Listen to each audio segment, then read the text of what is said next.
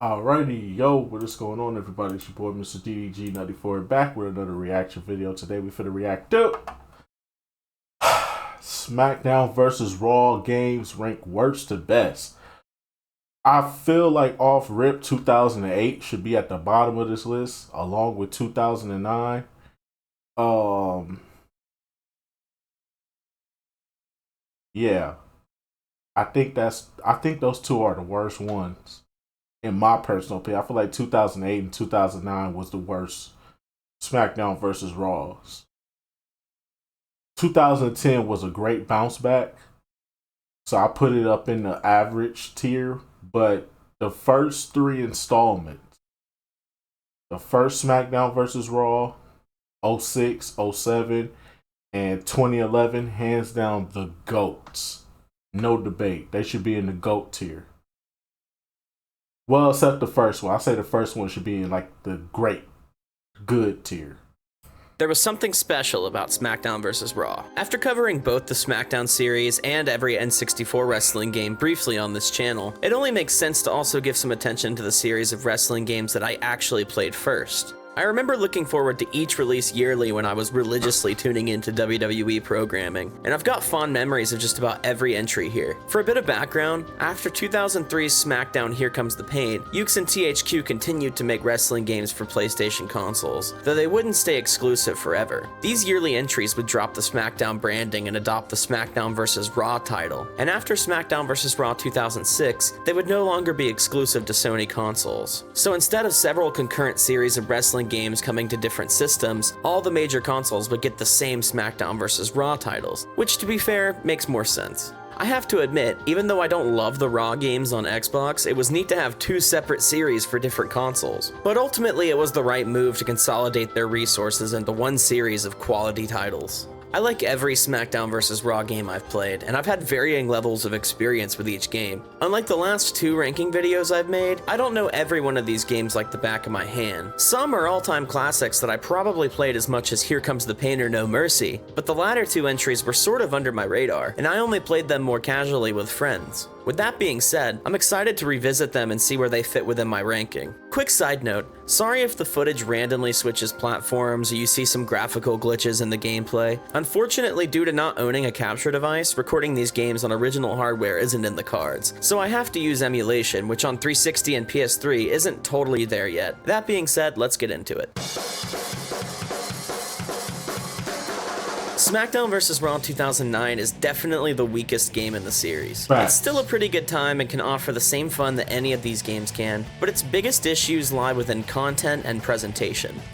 Yeah, that's the one thing I will say about 2009. 2009 was so bare bones. There was nothing to do in this game. They stripped all the fun that you could do in these games in this one right here. This game, they stripped all the fun out. There was like nothing you could do. The My GM mode was trash. It's like after you beat Road to WrestleMania, what else is there left to do? Other than create a character, give him the WWE Championship, and just beat the shit out of every fucking wrestler. And then once you beat every fucking wrestler, then what? Exactly. This game was bare bones.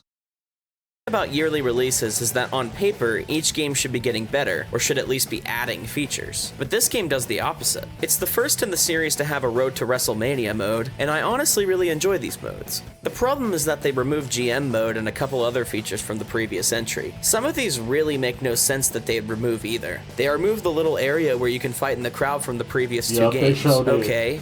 Why? Also, they could have easily basically copy-pasted GM mode from the previous game, but instead of that we have career mode, which is a fine inclusion. It just makes no sense that they'd call it career mode at all. This isn't a substitute for season mode or even 24/7 mode. It's a glorified way to change who's holding the titles in your game.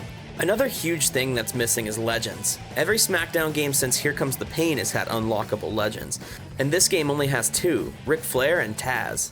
Turns out this was an intentional move to get you to buy Legends of WrestleMania, which is just lame. Give me unlockable legends, damn it. That being said, I'm one of the rare people who actually enjoys SVR08's gameplay.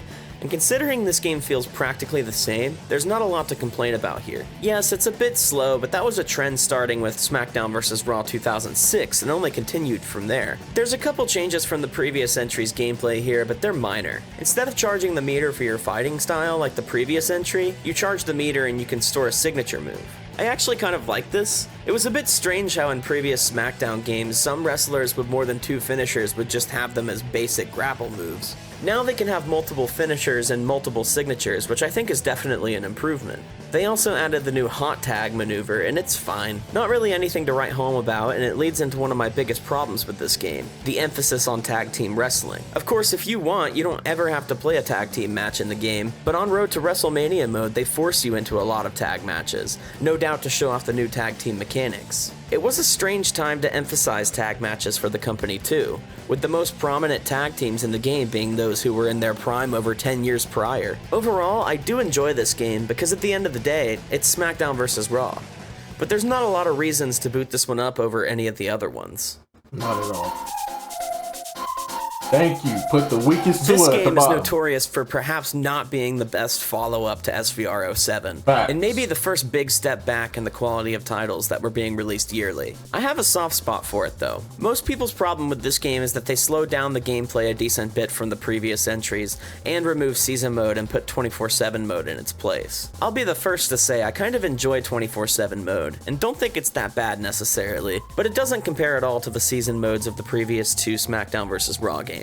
What makes 24/7 mode unique is that instead of just going from match to match like previous games, you can do activities every day in between matches, doing things like signing autographs and training your wrestler to up their stats. This is a pretty cool idea on paper, but it does get a bit annoying, and after a while I always just end up simulating all the days until my next match. There's also just like a couple head-scratching moments here, like I just got viciously attacked backstage by Undertaker and Finlay, and now they're trying to be buddy-buddy with me literally the very next week, as if we're not even feuding. That's all pretty nitpicky stuff though, and the overall gameplay is still here and fun. The roster is great too. It's the very end of the Ruthless Aggression era, but you've also got a lot of legendary ECW guys for the first time in the series, as well as the first inclusion of Jeff Hardy since SmackDown Shut Your Mouth. There's also unlockable legends. Take notes, SVR09. This game's big gimmick is the fighting styles. Each wrestler has 2 to choose from before beginning a match, and they all have unique moves and characteristics. For example, a powerhouse wrestler can enter Rampage mode where they basically can't be reversed, and it's really fun. I think this was a pretty cool inclusion, and it certainly separates it from other games in the series. My only problem with it is that certain things like a strong Irish whip are now exclusive to powerhouse wrestlers, where in the previous 2 titles you could do them with anyone. Overall, even though it's a bit slow, and there's a couple issues I have with it here and there, I do recommend this game to fans of the series.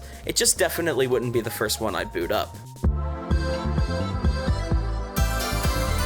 Smackdown vs. Raw 2010 surprised me. I've had a lot of fun playing this game for this video and have forgotten a lot about the game since I last played. The biggest thing that I can say about this game is that I feel like there's a conscious effort to make the gameplay a bit more quick and fluid again. Don't worry, I'm not talking Smackdown too fast or anything, but it definitely doesn't feel quite as slow as the previous 2 entries in the series. Once again, GM mode is missing, and we're not going to see it again until WWE 2K22, which sucks, but this game adds a lot of features. Chief among them is the story editor, which is incredibly fun to mess around with and create storylines. This was kept in a lot of later entries, and it's one of the best features of newer WWE titles. The Creator-Wrestler mode is great, and I feel like they gave me a bit more room to get silly with it compared to the last 2 titles. Once again, a big downgrade from earlier entries is the lack of legends. This game only has 5, and Stone Cold was DLC. It's a shame that just because they were trying to sell you copies of Legends of WrestleMania, one of the most boring wrestling games I've ever played, you didn't get them in the main entries. Other than that, the roster is decent, with pretty much every recognizable face from 2009 represented. Road to WrestleMania is back, and it's still pretty fun. It's a decent substitute for the season modes of earlier games. Another problem I have with this game is that they pretty much remove the ultimate control moves. There's still the situational ones in the environment, but the ultimate control grapples are removed, and I'm not a fan of this. The ultimate control moves were really cool in earlier titles, allowing you to easily put people through tables or throw them off Hell in a Cell. Other than that, the control is pretty similar to the last few games in the series, but there's enough changes here to make this game feel fresh. Overall, SVR 2010 is a worthy title in the SVR series, and I think it's a really solid game.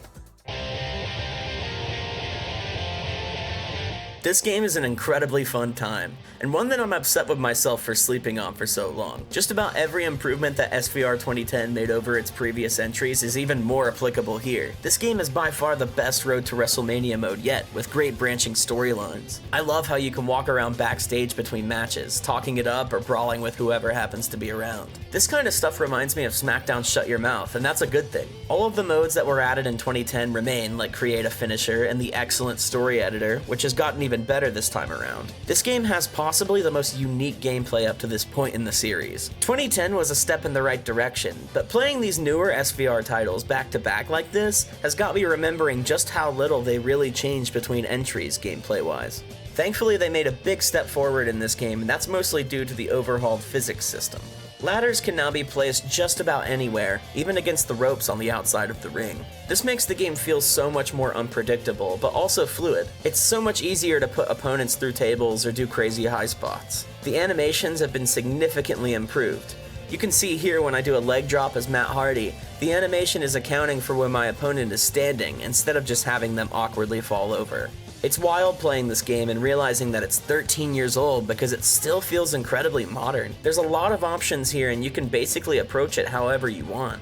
This is also the first game to have Universe mode, and even though it's a lot more bare bones compared to newer titles, it's still really fun. Also, I want to mention that I think this is the best looking SVR game since 2007. None of the games look bad or anything, but I personally think that the games between 2007 and 2011 look worse, and I can't totally pinpoint why. Overall, SVR 2011 is a blast, and I can see myself coming back to it often. It might be a controversial move for some to put the very first Smackdown vs. Raw game this high, but I really enjoy this game. Yeah, it's a bit similar to Here Comes the Pain, but all of these games are similar to their previous entries. I'd make the argument that this game not only stands on its own, but it's a very unique game in the series. This game introduces a clean versus dirty system, which basically works like a heel versus face system within the game. SVR 06 kept the clean versus dirty system, but it was implemented entirely differently, not having the same bars you need to fill up to access special abilities. Also, this game introduces these pre-match mini-games, and even though they're nothing special, I actually like these and think they're pretty fun. This game has the first season mode in the Smackdown series to have voice acting, and though it's sometimes not the best... Don't you get it? She's not interested. Take a hike. If you know what is good for you. It's still a treat to have, and season mode can still be a blast. The biggest thing that they've removed from season mode is the ability to talk to other wrestlers backstage. To me, it was always weird how Shut Your Mouth always seemed the most fleshed out in this regard. Anyway, other than that, I still always have a lot of fun in this season mode, despite it being a little bit more bare bones than Here Comes the Pain. This is also undoubtedly the Smackdown vs. Raw title that feels the most like a game from the Smackdown series. And considering that's my favorite wrestling game series of all time, I just feel at home playing this game. I like the roster too. It's probably not quite as good as Here Comes the Pain or even SVR 06, but you've got a solid amount of unlockable legends and the legendary Smackdown roster of 2004. There's this create a pay-per-view mode, which isn't mind-blowing or anything, but it's a decent time sink. And there's also this new challenge mode, which I actually really enjoy. It's cool to set up matches to beat challenges, and you don't have to rely on season mode to get money for unlockables. They've unfortunately removed a lot of the backstage areas from Here Comes the Pain, and in its place is a parking lot brawl, which is modeled almost exactly from the actual parking lot brawl match that aired on SmackDown between John Cena and Eddie Guerrero. It's cool to play this for that reason alone, but it doesn't really compare to the multiple backstage locations of the previous two games. But I'd say that the gameplay is still there, the presentation is great, the create modes and season modes are pretty fun, and this is a really solid wrestling game overall that I definitely recommend you check out. I think a decent chunk of you watching might disagree with this placement, but let me clarify one thing off the jump. Smackdown vs. Raw... It's debatable. It's debatable. It's based on what you like. Because I can understand people's reasoning for 06, and I can understand people's reasoning for 07. Me personally, I'm taking 07 at number 1 over 06. That's just me personally. I feel like that was the best polished. The wrestling game that they put out. I would put 06 right after it. But I understand why some people feel like 06 is better. I do understand why. I very well understand why. I wouldn't argue with you if you felt that way. Raw 2007 is an amazing wrestling game, and just because it's not my favorite in the series shouldn't take away from all the things that this game does right. It was the first game in the series to change up the controls, so that you grapple with the right analog stick instead of the circle button. And regardless of whatever control scheme you prefer, I think they nailed the transition with grace. I think this game still has the best control overall of all the SVR games that came after it. This is the first SVR game to have the ultimate control moves, and even though some people aren't a fan, I love these moves, and I think it was the single biggest improvement from the previous game. The game's season mode is one of the best in any wrestling game. It's not quite as open as some of the earlier Smackdown titles, and you're still stuck to specific storylines like the first two SVR games. But the storylines are really fun to go through, and it never gets boring. I had to give RVD the belt in my season mode because when this game came out in 2006, he was robbed of that title. Robbed! This game has a ton of unlockables and a great roster as well, also having legends, unlike the later games in the series. It has the parking lot brawl from the first Smackdown vs. Raw, and the bar brawl from the previous game too, and they get even crazier than before thanks to the ultimate control moves and new grapple system. SVR07 definitely slowed the gameplay down a bit, but it's not super egregious yet like the next couple titles in the series. Big crazy spots are still fun and arcadey. This game has the stamina system that was added in the previous entry, and it's pretty annoying, but it's easy to turn off. And when you do, you don't even have to worry about it on season mode. So it's hard to complain about. The more options, the better. Speaking of options, there's a ton of match options and types in this game, and they even added in the Money in the Bank match for the first time. I think that graphically, the 360 version is actually one of the better looking Smackdown vs. Raw games ever, and despite being the first WWE game on the 7th generation of consoles, it holds up incredibly well, especially for a game released during the Ruthless Aggression era. This really is a content-filled game, and one of the best that this series has to offer. Recently, it seems that this game has been given almost legend status and heralded in the same way that Here Comes the Pain and No Mercy are, and I think it's pretty well deserved. However, I do think that there's one game in this series that is just a bit better. It was tough putting this game above SVR 2007, but I just had to be honest with myself. They are both pretty similar games on paper, and it's ultimately just going to boil down to what season mode, roster, and controls you prefer. This game is a bit faster than SVR 2007 and feels more like a Smackdown title, and that's just personally the kind of wrestling games that I'm the most into. It has the same grappling system as Here Comes the Pain, but not quite the same identity crisis that the first SVR game has. SVR 2006 stands on its own because in my personal opinion, it's the best blend of the earlier Smackdown titles' faster gameplay with the new features and voice season modes of the Smackdown vs. Raw games. That's not to say that they didn't slow things down a bit from the original Smackdown vs. Raw. They added in the stamina system, which would genuinely leave a very bad taste in my mouth if it wasn't so easy to turn off in the game's options. However, because the game is so customizable and open, I can't dock any points from it for having the stamina system on by default. The game is also jam-packed with features, as well as the first and, in my opinion, best GM mode. The season mode is great too, I'd say on par with SVR 07.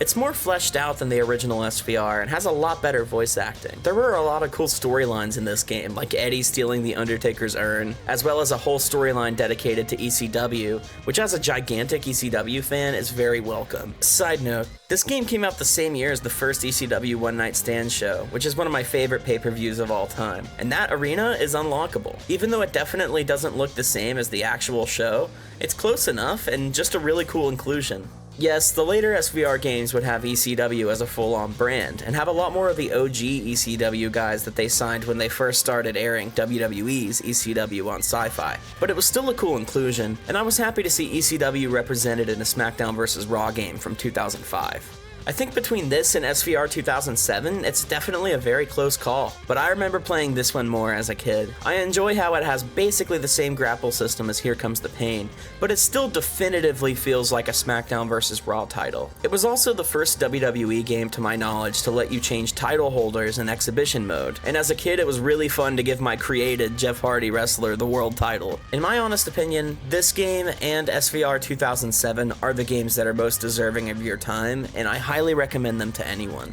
That being said, I've really had a good time playing all of these games in quick succession like this. It reminded me of just how much I loved these games as a kid and definitely gave me a giant wave of nostalgia. From the surprisingly awesome time I had messing around with SVR 2011, to the more back-to-basics gameplay of the original SVR, to the overall solid experience that was SVR 2010, I had a great time playing each and every one of these titles in this series. The bar for quality in this series is so high that even SVR 2009 was still really fun at points, and I definitely enjoyed my time with it. You know, there's a lot of games that you play as a kid, and then you go back to them and sort of realize that they weren't actually ever that good, and you just love them because you were stupid. But that just isn't true for this series. It's nice to go back and have just as good of a time as you did years and years ago. So, thanks Ukes and THQ. And even though I wasn't a huge fan of AEW Fight Forever, I have high hopes for the future. Thanks for watching.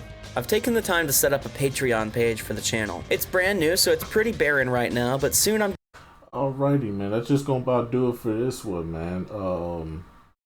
Most definitely, hey, man, he entitled to his own opinion, but me personally, he had this list down packed.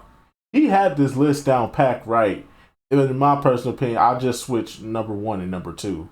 That's just me personally. But anyways, though, let me know what y'all think down in the comment section below. I'll get back to you. Till then, peace out.